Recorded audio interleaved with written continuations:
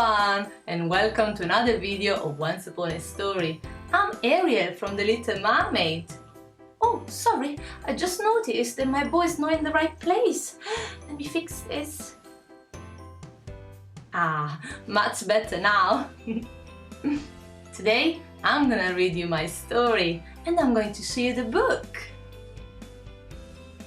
So this is the book that we're gonna read today. That's me, just at the front. But before we start, I want to introduce you to someone, one of my best friends. It's Sebastian! Sebastian? Sebastian, where are you? Sebastian, what are you doing there? I'm not here. What are you talking about? Why are you whispering? And why are you in your shell? Chef Louis is going to cook me? No. There is no Chef Louis here. He's not gonna cook you. Oh my goodness, no. I'm gonna look after you, promise. Come and say hi to the children. Here we go. Come. I got you. Everyone, Sebastian is here. Yes, I know, he's still in his shell. He doesn't want to come out at the moment, I think. Ariel, I'm shy. What? I am shy. Okay. He's shy, he says. Would you like to say hi to the children, Sebastian? Hi, children. But always from your shell. I think they want to see you. No? Okay, children. I think Sebastian is gonna stay in there for a while. We're gonna start our story though. And see you as soon as we finish. Okay? Bye for now.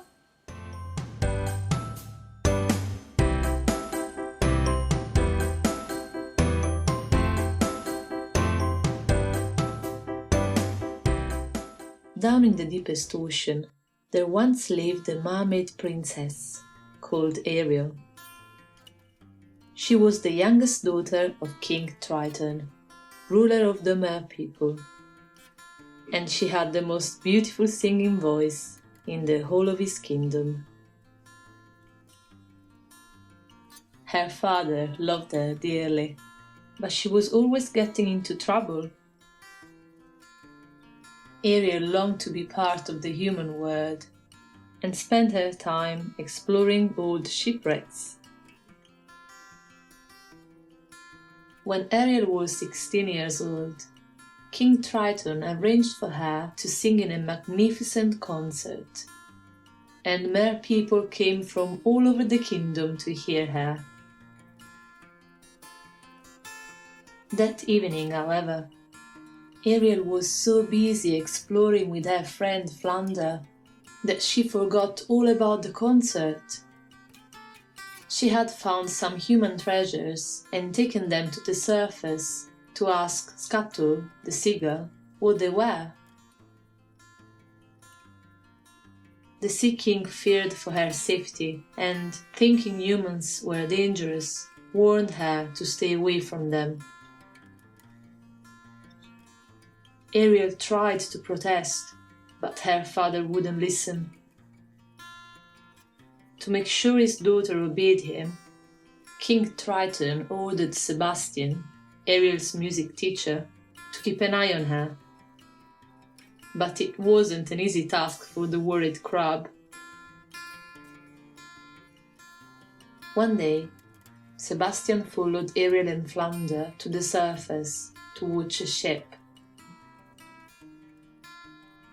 On board, the crew were celebrating the birthday of a handsome prince called Eric. Ariel watched them in delight. Soon, storm clouds gathered overhead. Huge waves wrecked the ship, and Eric was flung into the sea. Ariel swam quickly to his rescue and pulled him towards the shore. "Look, he's breathing!" cried Ariel. She gazed at Eric and fell deeply in love. Then, as she sang to him, his eyes began to open. But hearing a voice in the distance, Ariel slipped back into the water and hid behind a nearby rock. She watched as Eric's servant led him away.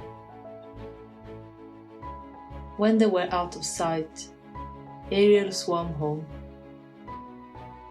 Someday, she vowed to herself, I'm going to be part of that human world. Sebastian had seen everything, and it was not long before the Sea King learned that Ariel was in love with the human. Triton was very angry. Determined to teach his daughter a lesson, he stormed into her secret grotto and destroyed all her beloved human treasures. Ariel was heartbroken. Then, two sly-looking eels, called Flotsam and Jetsam, appeared. We know someone who can make all your dreams come true, they hissed. Ursula has great powers. The Sea Witch, gasped Ariel. Ursula was King Triton's worst enemy. She had been banished from his kingdom many years ago and was now seeking revenge. Ariel hesitated. Then, thinking that it was her only chance to win Prince Eric's love, the little mermaid swam away with the evil eels. Ursula greeted Ariel gleefully. The only way to get what you want, the Sea Witch explained, is to become human yourself. Fortunately, I know a little magic.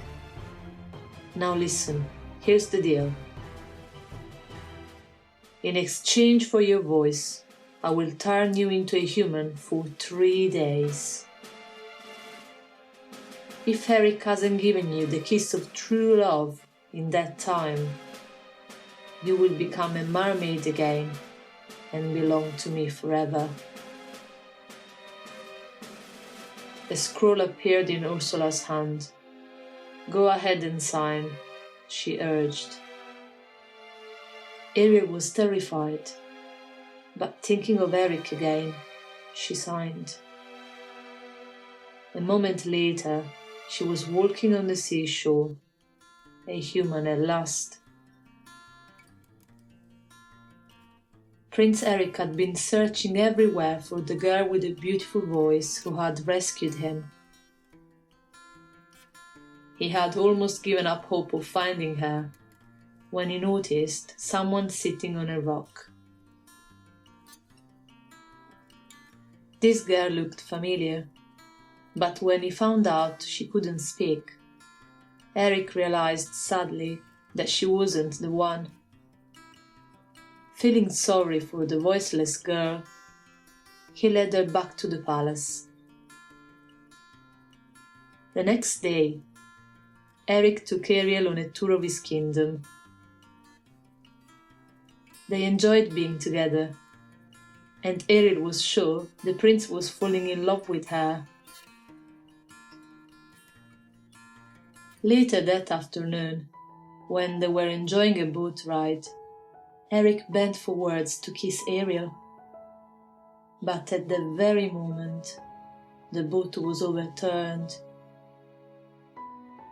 The Sea Witch had been watching them, and fearing her plan was about to fail, she sent her precious eels to take action. Later, Ursula disguised herself as a woman called Vanessa. Wearing a seashell necklace with Ariel's voice trapped inside, she made her way to the shore, where she captured Prince Eric under her spell. Eric led Vanessa to the palace, and the very next day announced that they were to be married. The wedding ship was to depart at sunset.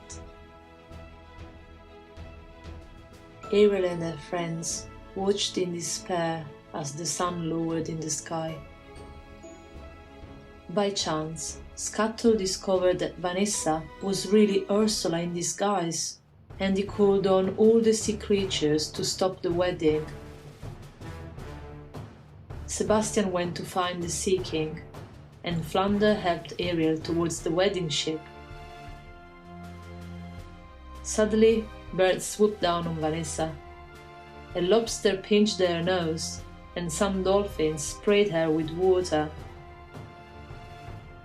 In the chaos, Vanessa's seashell necklace broke, and the beautiful voice inside flew back to its rightful owner. Eric, released from the spell, took Ariel in his arms. Just as he was about to kiss her, the sun sank below the horizon. Straight away, Ariel was turned back into a mermaid. Ursula grabbed her and dived into the water. Her evil laugh echoed around the ship. "Ursula, stop!" thundered King Triton, rearing up in front of the Sea Witch. "Let her go." "No," cried Ursula. "She's mine now. You see, we made a deal. However, I might be willing to make an exchange for someone even better," she suggested. Triton felt he had no choice. He changed the signature on the scroll to his own and handed over his magic trident to the Sea Witch. "At last, it's all mine," Ursula screamed. "I am the ruler of the ocean." Just then, a sharp pain shot through her arm. It was a harpoon thrown by Eric. He had come to rescue Ariel. The Sea Witch swelled with anger and towered above them. She summoned all the sea's power and stirred up a giant whirlpool, dragging up ancient shipwrecks from the seabed. Eric scrambled on board one of the decks, and somehow he reached the ship's steering wheel. Using all his might, he aimed the broken bow directly at Ursula. With a terrible scream, she disappeared under the sea. Triton's power was instantly restored. He rose to the surface and saw Ariel gazing lovingly at Eric, who was lying on the beach. "She really does love him," Triton murmured to Sebastian. "I suppose the only problem left is how much I will miss her." Then, with a flourish of his trident, the Sea King granted Ariel her dearest wish, to be human forever. Overjoyed, Eric and Ariel rushed into each other's arms. A few days later, the couple were married, and all their friends were invited to the wedding. King Triton gladly gave Ariel and Eric his blessing, knowing they would live happily ever after.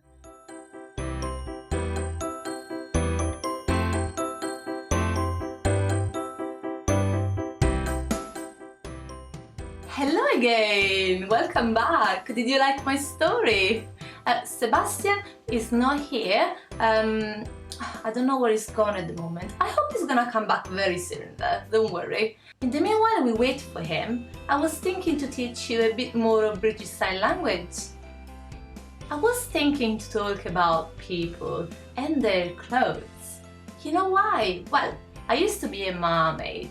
I used to wonder what people were doing, what they liked, how they were spending their time. I used to be fascinated by them. I still am, really. But I'm a human too now, and I can walk, and I can have clothes. So, let me tell you first how to say people, people, and person, person. Now, let's talk a bit about clothes, okay? So, to say clothes, clothes. Then, let's start with a hat.